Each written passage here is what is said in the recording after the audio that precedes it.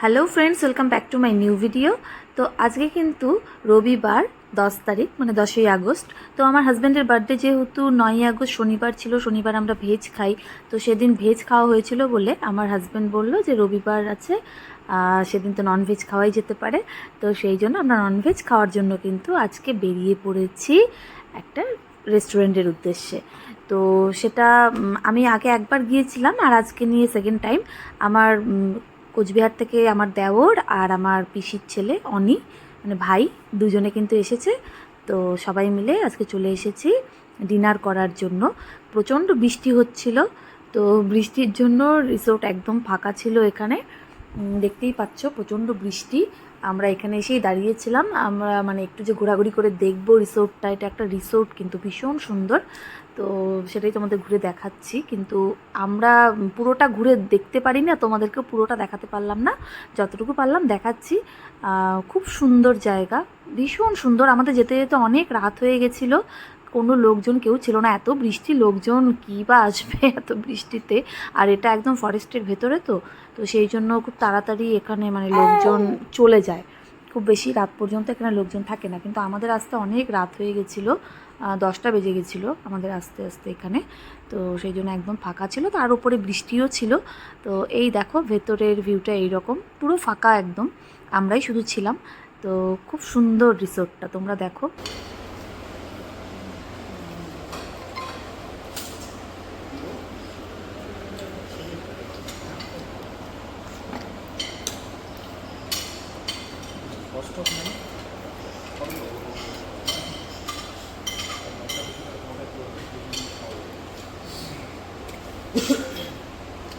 জল দিও, তার একটা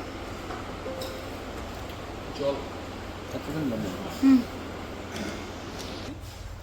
বাবা এই যে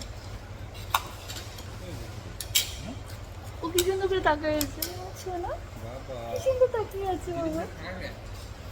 আমি আর একসাথে খাবো, এক প্লেট থেকেই খাবো। বাবা তোমাকে দিবে না বাবা?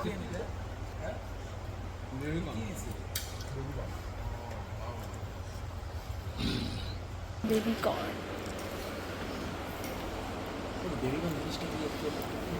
ভুট্টা, কর্ন, কর্ন মানে ভুট্টা।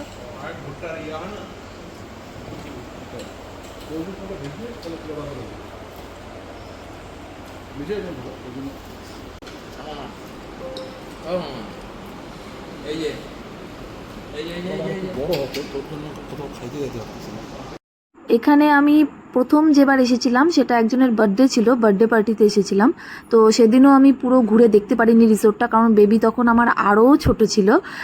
তো সেই জন্য জাস্ট গিয়েই কোনো রকমের ডিনার করেই চলে এসেছিলাম, বেশি থাকতেও পারিনি বেশিক্ষণ, আর ঘুরে দেখতেও পারিনি। তো ভেবেছিলাম আজকে ঘুরে দেখবো, কিন্তু এত বৃষ্টি ঘুরে দেখতে পেলাম না, তোমাদেরকেও দেখাতে পেলাম না। আরেকদিন ইচ্ছা আছে যাব, সেদিন তোমাদের সাথে শেয়ার করব পুরো রিসোর্টটা কীরকম।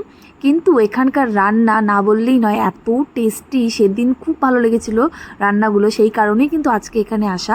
প্রচণ্ড টেস্টি রান্না, প্রতিটা আইটেম খুব ভালো হয়েছে। আমরা সব কিছুই অল্প অল্প করে নিয়ে সবাই মিলে টেস্ট করেছি, জাস্ট এইভাবেই আজকে ডিনারটা আমরা করেছি, যে অনেক রকমের আইটেম নিয়েছি, নিয়ে সবাই টেস্ট করেছি সব রকম অল্প অল্প করে। তো খুব ভালো লেগেছে। আর আমার বেবি এখানে মানে ও কিছু খেতে পারছিল না, আমরা খাচ্ছিলাম তাই খারাপ লাগছিল, তাকিয়েছিল খাওয়ার দিকে। আর ওর বাবা বলছিল তুই কবে বড় হবি রে, কবে খেতে পারবি, তাহলে ভালো হবে, একসাথে সবাই মিলে এসে এখানে খেতে পারবো। কারণ আমরা খাবো, ও তাকিয়ে থাকবে, একটা কীরকম লাগে না?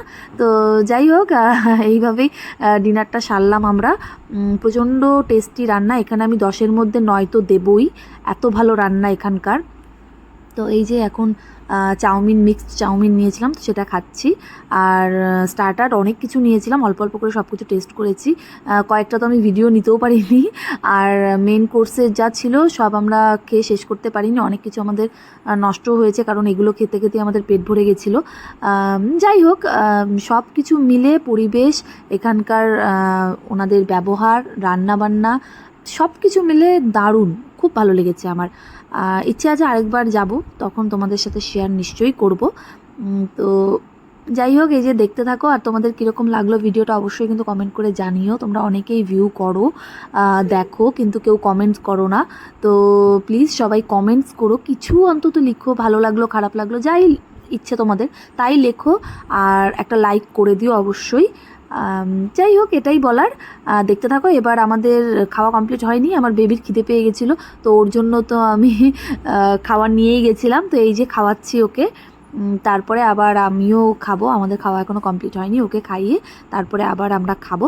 তো এই যে মেইন কোর্সে ছিল এগুলো, দেখো এখানে অনেক কিছুই ছিল, সব কিছু তো খাইনি, কিছু কিছু খেয়েছি, কিছু কিছু নষ্টও হয়েছে। এই যে ভেজ পোলাওটা যে নিয়েছিলাম, এটা পুরোটাই বলতে গেলে নষ্টই হয়েছে।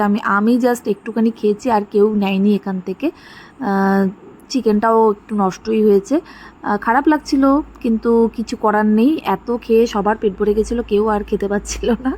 তো এখানে এরকম মজা টজা করলাম, করার পরে অনেক ফটো টটো তুললাম, অনেক ফটোশ্যুট করেছি, কারণ একদম ফাঁকা ছিল।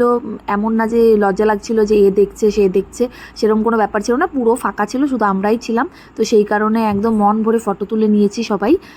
অনেক ফটো টটো তুলে খাওয়া দাওয়া করে আমি কটা রিলসও ওখানে করেছি। তারপর আবার সেই বৃষ্টির মধ্যেই বেরিয়ে গেছি বাড়ির জন্য।